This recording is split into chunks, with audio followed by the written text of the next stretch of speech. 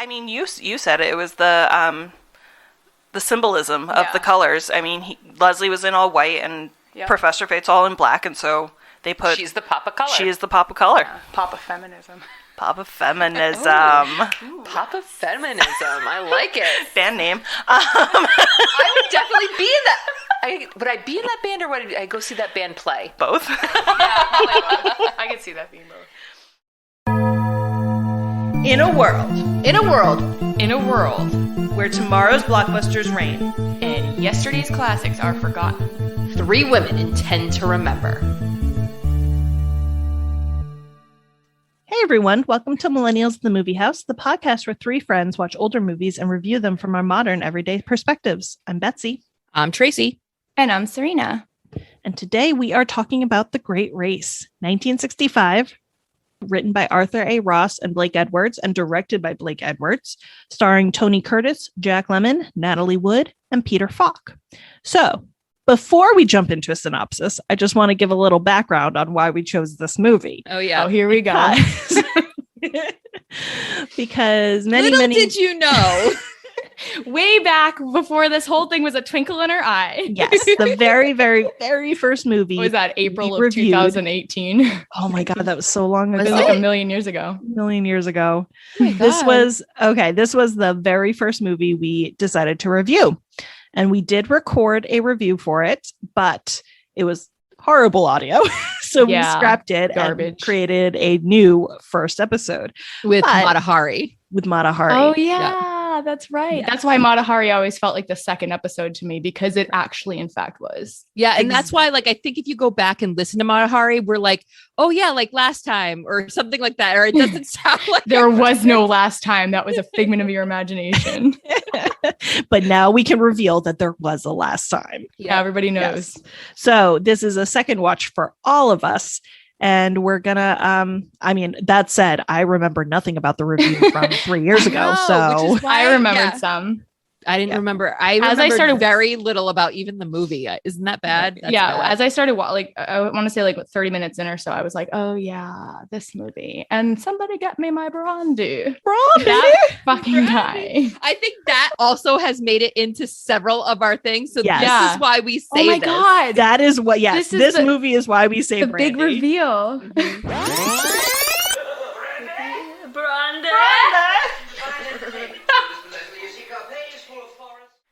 Really, honestly, the only reason I made you guys watch it was so now that when I say brandy, you guys know what I'm talking about. Legit. That guy, actually, I thought, what's her name? Natalie Wood's character, Maggie, was going to be my favorite, but then the prince steals the show. All right, so quick synopsis, Tracy, go. Ooh. Okay. The Great Race, as Betsy has described, is about a great race. Yep. I think this was modeled after, there was a lot of things in the world, the United States, where they would do things like a race or anything to display like new technology to kind of, there was no social gimmicky. It was very gimmicky. There was no social media. Mm-hmm. It was, let us go to many cities and have people involved and have newspaper articles and stuff. So case in point, Nellie Bly, Around the World in 72 Days. I actually made a comment about that. And Elizabeth Bisland, but nobody remembers her. That's fine. Okay, go ahead. Wasn't there a remake? There was a remake of this, yeah. Was there? I don't know. What was we did Death Race. That's what it was. That was the other one. Not the same movie. Different movie. I actually wrote that. Yeah. Some similarities. Anyway, we have 2 daredevils who are like rivals at doing different stunts. And they decide to have a car race. And they've I think it's an actual car company at the time, wasn't it? That's the great remember. Leslie. They've specifically made a car for him. And they want to see and the different car companies kind of are like, who has the best car? And they're racing from New York to Paris. That's right. New York the Rolls Royce to Paris. What was the original? How were they thinking they were going to get to I mean, Boats through the and water? ferries, All right, okay. and That's fine. Whatever. Yeah. They wanted a car that would turn into a boat and then back into a car. right. So anyway, through hijinks along the way, they both, or there were more contestants, but the evil Dr. What was his name? Fate. Fate. I was going to say Dr. Evil, and I knew that wasn't right. Professor Fate. Professor Professor Fate. Fate, yes. And they went off and they, went into different hijinks. It was very Looney Tune-esque. And actually, Spy versus spy. yeah, white versus black type that, and then they make it to the end. But it's not a proper No. ending, so then they have to And do start it all over again again from from Paris Paris to to Oh New York. yeah, that's That's right. So Yep. All right, good job. So, 2 hours and 40 minutes later, how are you guys doing? It was quite the race. It was a long one. It was a long one. I'm doing okay. We actually had to get a couple cups of coffee. Yep. But I think it's because that's Sunday and it's, almost dusk. Yeah. Serena, did you like the movie? I did. I actually was expecting it to be a lot more boring just because, sorry guys, but 60s movies don't ring like very exciting to me. And at first I was like, oh, here we go with that music and da-da-da. And then I'm like, I'm actually cracking up at some of these scenes and some of this crazy stuff that goes on. I'm just like, It's crazy to see how different things work. How did we all like it on the second time around? Well, like 20th time around for me, but yeah, second time around for you guys. I liked it. I feel like there were some pacing issues. There were some slow spots, but I liked it. It was funny. I forgot, I felt like I was getting the Looney Tunes vibes because they kept blowing up and doing I don't know. Wasn't there even a moment where they were hanging in midair and then looked down and then Yeah, fell? I was so confused about it. I was like, wait a minute, Yeah. that's something's off here. Yeah. I'm glad we waited so long to do it again. I think doing it now is so great because we now have many more movies under our belt that we can either compare it to. And I feel like we're just a little bit smarter on reviewing things. Oh yeah. We have 2.5 years of episodes. What is that? 40 episodes now? 50. 50. Oh, we already hit 50. Wow. Yes. Yeah. So from going from 1 to 50, what a difference. Anyway, yes, I liked it. I agree with Serena. There were some pacing issues. Every time I watch, so I've always had this movie in my arsenal only because my dad loves this movie. And every time I watch it, I am like, I love this movie. It needs to be like a half an hour shorter. Yeah. Just- No, there's a bunch of scenes that they could have just cut down to a minute. And I'm like, oh my God. All right, well, let's jump right in. Top of the marquee. What was everyone's favorite part? Well, I'm going to guess Serena's. And it's not like a certain part. I think she liked the fashion. I did. I loved the fashion. It was... My favorite part was when I noticed that it was similar to Man in the Iron Mask, and I go, "Are they Man in the Iron Masking him?" And they were. I confirmed that they were. My favorite part has always been the fight scene. Not the fight scene. The pie fight scene. Oh, okay. The food fight There was scene. a couple of fight scenes that... So my favorite part is, and I think it's because it was the only part I actually remembered this whole time, was the food fight. And not Oh my God, the food fight. And not So just good. the food fight. It was the fact that Leslie kept his white sweater clean. Yeah, you noticed through that until the very end. Very end when he gets a pie. to She the got face. him with the cake. Of course, he's wearing Of all course. white. Well, for that no, he scene. wears the all white through the whole. there's, like, a whole pink thing. Yeah, But it was that's true, just like a I lovely think they said dance that he does. I think it took like 4 or 5 Yes, days to and he Yes. had like several costume changes per shot. And right. but And it was like a nightmare to film I and think everything like they that. said But that it was Natalie so Wood, worth like it. almost choked to death on a pie to the face or Yes. something like crazy. Like right. you right. would never expect. Oh, is that who? that? Yeah, Maggie. that it would be that. No, that's not true. I do imagine it would be that hard to shot because it was like thousands of pies that they had to do, and they took like a weekend in between shooting, and they're like the sour stink of like rotting. Yes. Ugh. Ew. Gross. Why would they even do I don't know. that? I mean, Ugh. contract wise, I'm sure they had to take a break or something like that. But I'm very picky about my food fights in movies. Like they have to be quality food fights. Yeah, and I'm trying to this think of is- another movie that This had a is food up fight there, scene. right up there with the Hook food Yep. fight. Oh, Like, yeah. those are my top two. The In- only in- in other my- one I can My think of vast is, list of food fight. It Takes Two. rankings. Oh yeah. Oh, that's a pretty good one movie. too. Oh, do Except we- that I don't know what it is, but the macaroni in her hair weirds me out. I don't like it. It freaks Macaroni me out. hair. I don't know what that is. I forgot about that. Oh my god, I need to watch that. I got the kids to watch that Anyway, movie. Mary Kate and Ashley. it's just classic. the choreography of it and him staying clean Yes. the whole time.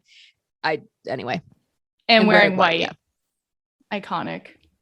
I want a new Tucker inner. Tucker Okay. Inner. So Oh my god, the print. What is wrong with him? They like over exaggerated his like being a Oh, I complete love and utter it. drunk. I love it. I and he was actually like- really loved his character, but His yeah. voice. I was like dying. Yes. I read somewhere that they were like commending how different the characters were that he played. It was just amazing. Mm. Serena, what was your favorite part? Definitely the wardrobe of Maggie. She had Oh, some beautiful. epic. Yeah, Was Epic this outfits, the even, origin like, of every Serena's scene. fashion obsession? This was the origin. But probably like, it like was. came out in Matahari. So this was all of her wardrobe was done by Edith Head. Oh yeah. Yeah. We've talked Yep. about her many a times, and it's just you Flawless. can pick out her stuff at this point. I feel like whenever there's a movie that I'm like, oh, I really love that, that dress. I'm like, oh, it's probably Edith Head, of Yeah. course, Yeah. Um, It was crazy. Like her hats too. yeah. And they, she's magically had all these costume changes on the road. Oh, yeah, with, like, her luggage was, two like, luggages, yeah. two suitcases. I don't know. All right, yeah, of course. That's I mean, your her favorite in part. general, but I feel like her wardrobe was Yep, that's totally fair. I want you guys to try to guess what my favorite part was based off of what my favorite part has been the last few times. Oh, okay. Yeah. All right, I've got it. That's so Favorite funny part. because it's your ride or die friend, which the rider. so, That's right. okay, so Max. it's got to be. I think you said that for the Um, first one too. It's both them, Hezekiah and Max. Oh yeah. because Yes. Hezekiah is like Hezekiah. he's like the mechanic. He's and Max. Yeah. I mean, push the He button. just blindly. Max. Okay, you want me to Yep, do and it? he does it. Okay, no problem. And Yeah. okay, Okay. Can we, while we're talking about this, can we just say where we know everyone from?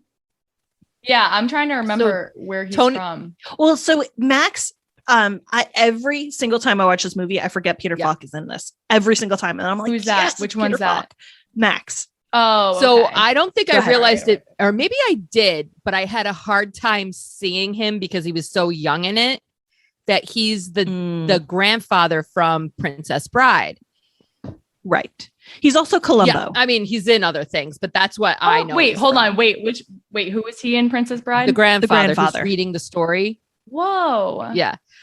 But I was just I commend him because I really was like, I was specifically watching him this time because I was like, where is the Peter Falk I know? You know what I mean? Like he's so young. Where are the Yeah, he's a wicked young. the mannerisms? And every once in a while I was like, okay, there he is. There were certain lines of his voice. Yes. Every now and then his voice is like, Yes, yes, that's who it is.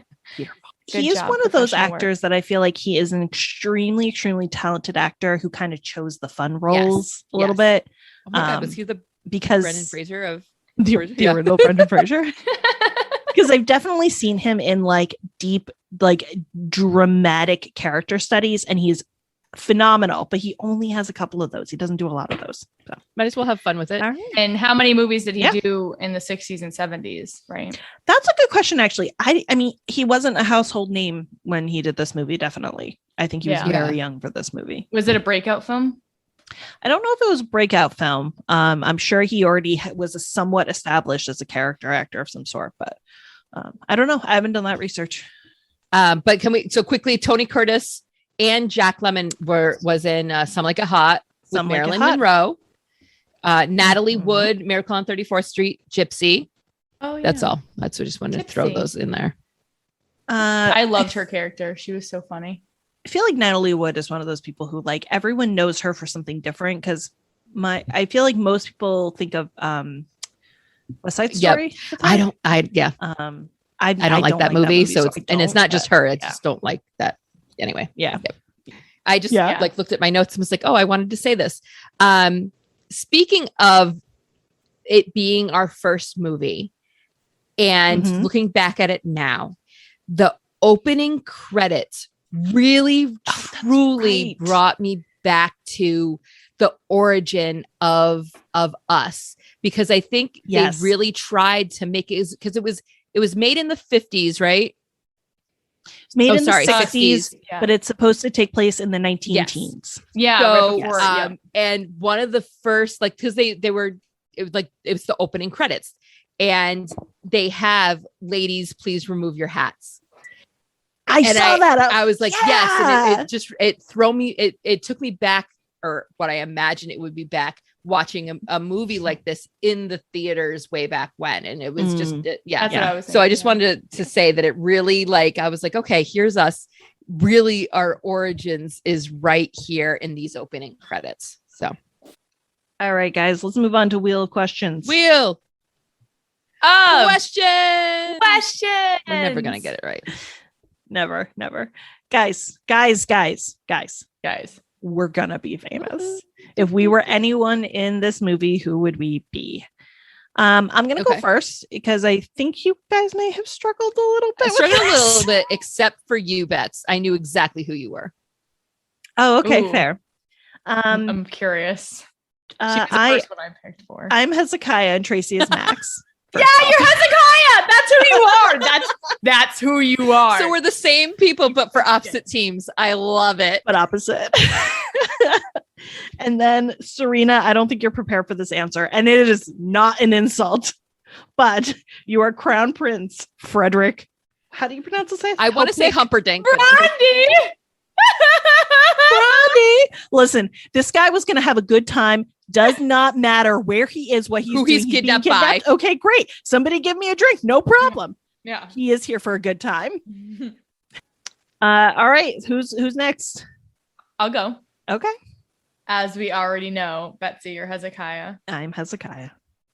I couldn't choose between these two, so I made an executive decision because I am a little bit of a little speed racer. I kind of, identified with Leslie a little bit. So I went Leslie, and then I picked Maggie for Tracy because, like, her just matter of a fact, like, just knew her. I'm like, Tracy, do you speak 3 languages? God, Do you speak? no. Like, it just, I don't know. She just, like, knew stuff. And I'm like, I feel like I'm always asking both of you, really. Like, and Betsy knows stuff. She knows how to fix a car, Maggie was very self-assured. Yes. Yeah.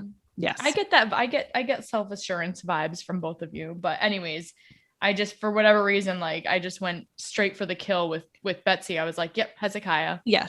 First instinct vibe. I like that you chose Leslie for yourself. That wasn't where I thought you were going to put Maggie for yourself. And I don't, Leslie, I can see.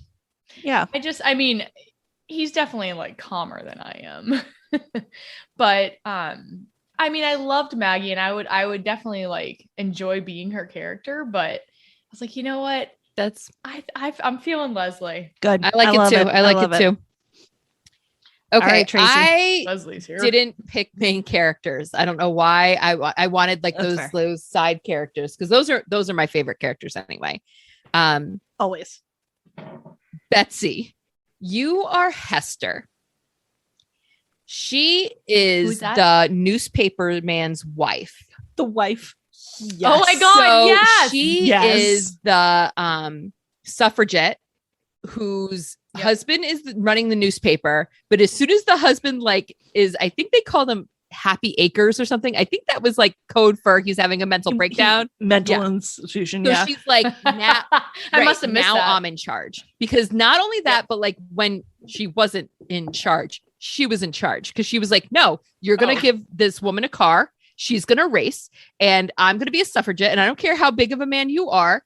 Women needs the vote. And I'm in charge, but they still had, like, a cute relationship and everything. So I was like, no, Betsy, we always say that. And I HBIC. I totally appreciate that. And I love that.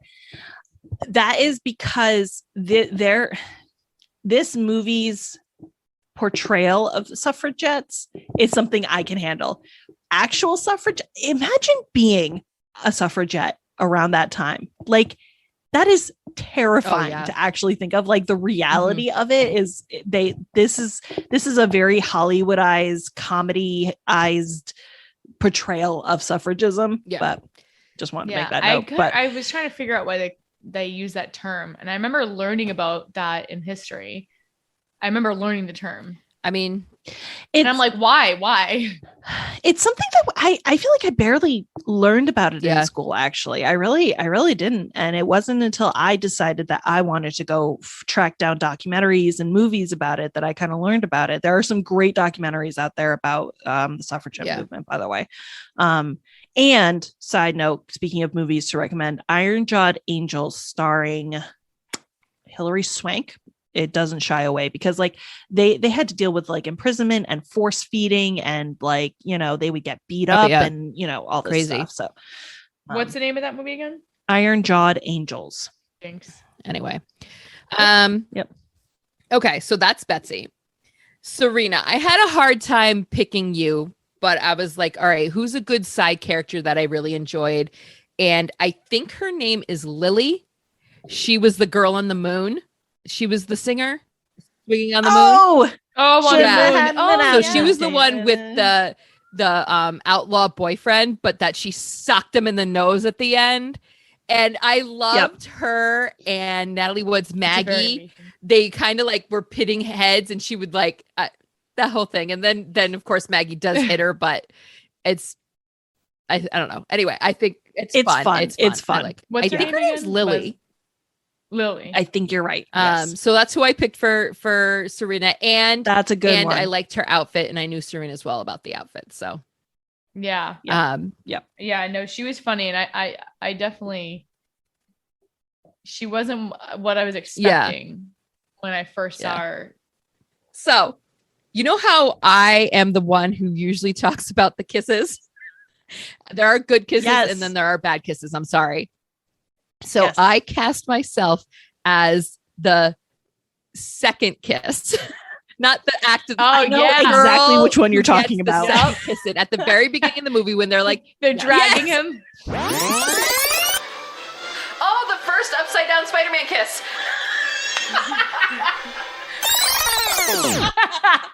No, that might have been my favorite scene. It's the original Spider-Man kiss, everybody. That's what I have written. Okay, so he's a daredevil, and they're kind of like, it's the prequel to the race, and he is being hoisted up via hot air balloon in a straight jacket, and he's upside down, and he has to untie himself, get himself into the hot air balloon, and land. What's he supposed to do? Well, all these women are like trying to get close to him, and one gets by, one gets in a kiss, and then she's taken away. But it's the second girl who gets by, because at this point he is already like in a straitjacket, I think at this point, and he's about to be like risen up by the hot air balloon. So he's like in getting prone. His legs come out from under him. Yeah. So it's this almost like upside down kiss a little bit, and she's being like, hold away. Anyway, I thought it was so funny. Hilarious. And he's like, you know, the lady man. And I'm like, that's me. Right there. Yep. I don't really care about the car race. I care about the hot air balloon. And this is hot. Look, I'm going to get my kiss in right here. Yeah. Yes. I'm totally okay with that. That is hilarious. Yeah, that scene made me crack up, and definitely was in my top few favorite parts. All right. Good job, everybody. Wait a minute. Wait a minute. What movie that we've reviewed does this remind us of? What movies that we've reviewed does this remind us of? Can I go first? Yes, okay, please. sure. Because I don't have any good answers. Please, I have nothing. I'm gonna put out there The Gold Rush. And the only reason why is because I think this is another movie that is a love story to silent films. First off, it was dedicated. I thought you were going to go with the Stuck on an Iceberg, but okay, go ahead. That too. First off, it was dedicated to Laurel and Hardy, who are the, grandfathers of silent films. Yeah. So I mean, go ahead. slapstick is not the same that like slapstick started in the silent era because that's the comedy that you could do with Yeah. silent films. And Yep. that's what this and is. it had a lot of like, we even said we had a lot of like Looney Tune vibes to it. And Yep. Mhm. we have a like each scene, like Betsy, you were like, oh, I forget about the cowboy scene. And it's like, it Yeah. has all of the different stops where all of these stereotypical things that made these, they were all genres. So you have that, like Yes. the Prince scene was like a genre. And then you had the cowboy Mhm. was a genre, like a bar fight. And they said they had all of these different cliches because it Mhm. was a love letter to silent films. I love it. Having Yes. said that, I then related it back to Sunset Boulevard, where that too was, it kind of just led back to the silent film era and how it was, Yeah, I like Yes. it. My Yeah. last comparison is to 9 to 5, only because I know the face that Betsy just made, Because of Maggie? because of Maggie. Yes. And it Yeah. was, and it's just the reminder again, which we've already touched upon, is the inequality between men and women and how it's still a freaking issue today. That's all. Yep. Good one. I actually put charade. Oh yeah. Just Remind me. because. Remind you what charade is? Yeah. What It that one? was Lucille Ball. no, that was Oh. Lured. Lured. Lured. No, charade was with Audrey Hepburn and Cary Grant. Okay. And Cary Grant had Oh, like yeah, five yeah, different yeah, yeah. names. Yeah, And yeah. Oh yeah. Okay. there was a little bit of hijinks esqueness in charade. And I don't know why it popped into my head. Same era. I don't know. I really can't put a finger on why it reminded me of it, but it did definitely. All right, Serena, did you have anything yet? I feel like this movie is, I don't want to say it's hard to compare, but it's kind of hard to compare. It's a very unique movie in a lot of ways and something we really haven't done too much of. We haven't done like out and out slapstick farce in a long time. So, I just got the movies we've watched about races. So the Death Race. yes. Oh, right. Death Race. Yes. Italian Job. And then, yeah. Viva Las Vegas. No, what's the one? What was the other one? Used Cars. Yeah, that was the one I was like, what's the one where they were all chasing them? Yeah. Why do we have so many? I know. goddamn we have car so many movies? race movies. Jesus. Tracy, what were you going to say? Oh, this isn't a movie we've watched, but definitely a movie we've mentioned a bunch of times is Chitty Chitty Bang Bang. Yes. So not only is there a Yes. car race in there, but it reminds me of the bad guys from Chitty Chitty Bang Bang reminds me of Max and Professor Fate so much. And it has that Absolutely. like campy over the Yes. top.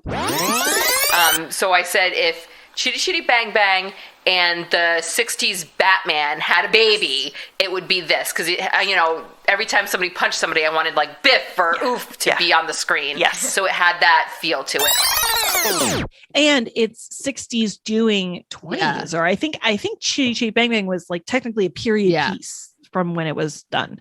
Yeah. Yeah, that's a good one. All right. Ladies, please remove your hats and silence your cell phones. How does this film hold up? There are a couple there are a couple of moments that are, problematic, of course. And I want to say that I had a note from the first time I watched this movie. It was the 60s were making fun of the view of women's from the 19 teens, but the view of women in the 60s was still a problem. And we're seeing that in 2021. Those are my only notes. Generally speaking, I think it does hold up. The only other note that I'm going to add to that is the portrayal of Native Americans. Yes. And not only were they portraying them, but in the film, they were portraying them. Yes. So it was just Yes. like, okay. Yeah. Yeah, it was like a second layer that Yeah. we're like, oh, Which guys. honestly, Yeah. that could have been a part that was very easily cut, that could have shortened the movie, that had nothing to do with anything, that would have made, Absolutely. Yeah, I don't know why this movie is so long. It is very long. I couldn't believe it. I was like Googled I don't know if I sent it or if I just thought I did, but I think I have it saved somewhere, like a list of movies and like the top 10 movies that are over the 160-minute mark. And Scarface, like Godfather, like all those movies, but like famous movies. That's just it, is like, it better be one of the greatest movies ever made if I'm going to sit there for 2.5 hours. Right. So like exactly. last night or two nights ago. So long, it has an intermission. Right. Yeah. Last night, Dad and I watched North by Northwest, and when we sat down, it said 2 hours 60, and I was like, okay, I'll buckle up for this. But North by Northwest is famously one of the greatest movies ever made. Like, it was worth the 2 hours 16. Yeah. This is a good movie. It's not worth the length it is. 2 hours and 40 minutes. Yeah. I again, little background. I did some research. And they were like, it's one of the longest movies, especially of the time. And it famously went way over budget. It went from like 6 million to 12 million, which back in the day was a huge deal. Like, it was astronomical. Yeah. Yeah. All right. Did anyone have any other boom? We fixed it.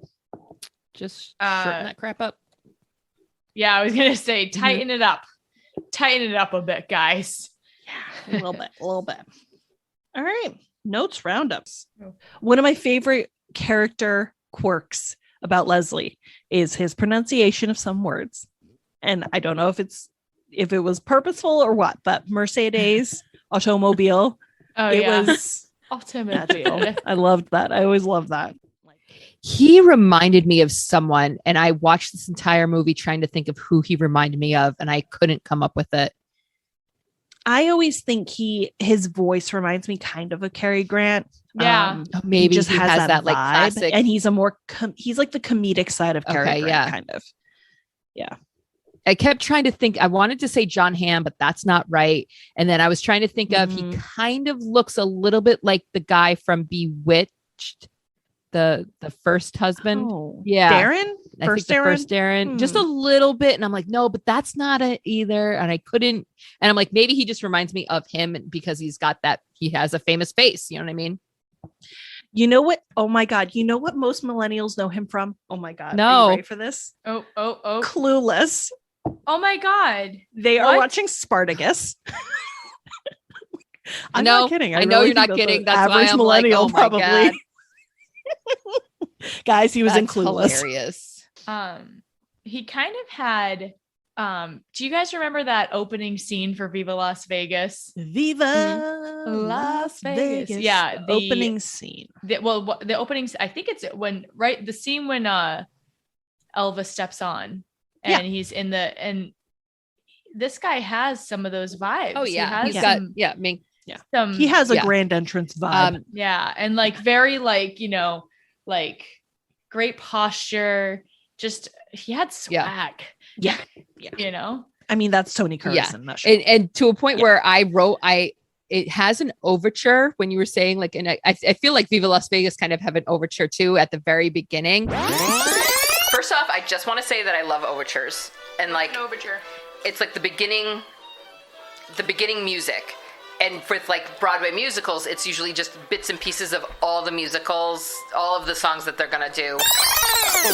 And I actually really love overtures at the beginning of like a musical or something. It kind of just like, it gives you like a highlight of what you're going to expect. It gives like little snippets of okay, the highs and lows are coming and this is what to expect. And then it drops you back into the story. Any other notes, anybody? Yes. Okay, I have a couple notes, one of which is a quote, and I think it's the Prince. Brandy. The Prince goes, "What makes you so great, Mr. Leslie?" And he goes, "Greatness is a lighthearted title for the theatrical amusements, or a definition endowed on men too long dead to know that it's been awarded. I'm simply Leslie, and I am at your service, Your Highness." Yes, It's a good good line. line. That is a great That is entrance. a good yeah. line. And it kind of, And the prince didn't hear a word of it. but I think it kind of, it humbles him a little bit. Like he knows who he is. He's aware of who he is and everything. So I like that, because when somebody gets too boastful or thinks too grand of themselves, you're like, all right, I'm not rooting for you anymore. You already think you're the best. And he, he does, but he's, yeah. He tones it back. Another note I have is during the cowboy scene, the mayor of that town. Oh, he's got that like mayor voice. Oh, yeah. He sounds like Yukon Cornelius. Yes! Is it the same person? To the fair city of Baracho. It was 60s. Yeah. Yukon Cornelius. Oh, I thought she was saying the Emerald City from. Oh, that sounds like him too. Right? That's what I was It's thinking. not him. It's not him. His voice, I swear to God, it's the voice of the head elf from Rudolph. It's not, but it's that same. Oh my God. You know who I'm talking about? That's like, you're not going to become a dentist. That guy. And I'm like, my I God, was that's so convinced it's this guy. If you had said that it was, I would have 100% It's not, because I looked it up. you. However, the mayor, I forget his name now, but he is a voice. Like that's the majority of, I don't know if it's the majority, but he does a lot of, he does voice work. I think the most famous, or at least the one I recognize, is he's the voice of Owl in Winnie the Pooh. We've talked about Chitty Chitty Bang Bang. Oh, the last thing I wanted to bring up was you were talking about Nellie Bly, and she was the airplane, right? No, oh wait, who's Nellie? Are you thinking of Amelia Yes, Earhart? I am. Because I'm talking about Fly Girls and how Amelia Earhart and actually how she wasn't like there. You know how like the reason I was thinking of this is everyone thinks of Amelia Earhart, and there was a ton of girls that were in the race who were pilots but weren't allowed to be, and there was famously an air race, and they had a ton of restrictions because they were girls or whatever, but they had to have like men chaperones with them and all that crap. Yeah. Anyway, read this book. It's called Fly Girls. It is an amazing book. Good, yes. And it reminded me so much of this. Yeah. I was talking about the race around the world between Nellie Bly and Elizabeth Bisland. So what happened was Nellie Bly was a reporter. She is famous for, like, the name. She's famous for going undercover in a mental institution. But she was she was a journalist in general. Like that wasn't the only thing she ever did.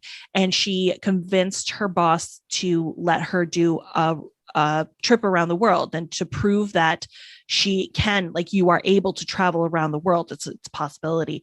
And so the guy was like, all right, fine, whatever. So she went off, and a rival newspaper heard about Nellie Bly's departure, was like, we need to do the same thing. We can't have, this gimmick happening and us not be involved.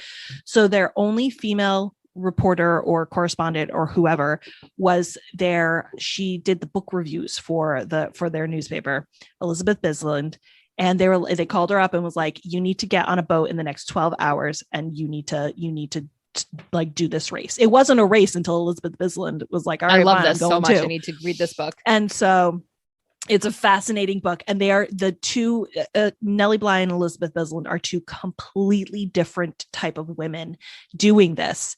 It was just, it's very fascinating. It's a really good read. Cool. Yeah. Not the point. No, it is. That's because I think the Great Race is based on an actual race. They definitely did auto races back then. And like, they were trying to upsell cars, and, this is the new awesome thing. All right. Anyway, the martini shot. All right. That means martini shot. Martini shot. Would you recommend it? Yes or no? Tracy first. Yes is my answer, but I think it would be to a specific person. Like I would have to read the people. I wouldn't just out and out say, yes, go watch this movie. I would either have to preface it with, it's a slapstick and this is what you're going into, or if I knew a person that I knew liked this kind of humor, I would be like, yes, watch this. Fair enough. I would recommend it. I honestly, I hate to say I went into this with a little bit of a negative kind of. I don't like doing that. Like, I don't like going, like, this is an old movie. But I was pleasantly surprised. Like, I was laughing at points, and then I felt myself getting aggravated at points, because I'm like, so it brought some emotions up, and it wasn't just like throw it on so we can have it in the background type movie. It was actually like, I sat there, I watched it, I enjoyed most of it. I mean, some of the stuff I couldn't fully relate Fair to, enough. but I would recommend There was it. a point where, I mean, we all kind of lost focus. It was before they got to the fake Romania area. Yes. There was definitely some lulls that you're like, oh my god. Well, that dragged on. Some parts dragged on, and this is the thing. If we could cut some of the scenes out, It'd be a banging movie. it would be, fire. Yeah, A fire movie. fair enough. I would recommend it. I have recommended it to you two. Yeah, I was gonna say, here we are. The recommendees. So you're welcome. Would you recommend this movie? Oh, I would still say yes, even with the pacing issue. I enjoyed it. And I mean, it did feel long, but I don't know. I would watch it again. It was So, good. I yes. would say a soft yes, kind of, depending on my audience. Soft yes. It was really long. So it's hard I feel like sometimes it's hard to convince people to watch older movies. this is a rare movie where I agree it's a yes, but I would be okay if you were watching it as background. If you can handle watching a movie as background, this is a good background movie, because you can kind of come in and out. If you know the premise, you know what's going that's on. all you really need. Yeah. It's So- not dialogue heavy. Like, you don't have to hear every word to know what's going on, which is nice. But just pay attention during the Prince scenes, because he's amazing, and the food fight and that part. That in the city there, Yeah. that's the best part. All right, guys. Guys. Guys. Thanks for joining us. If you like what you hear, you can find more great episodes over on our website, www.millennialsatthemoviehouse.com, or wherever you find your podcasts. Curious about updates, extras from our episodes, or want to add your 2 cents about a reviewed movie? We're also on Twitter and Instagram. Our handle for both is @themoviemillies. Check us out and make sure to follow us. So until next time. We're millennials. And we'll see you at the movie house. That's how people laugh back then. A belly laugh.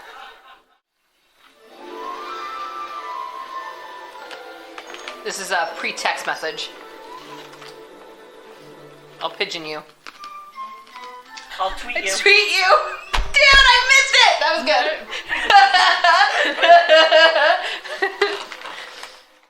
Did you just call that? This is a sing-along. Yeah, it's a sing-along. Please sing along, everybody.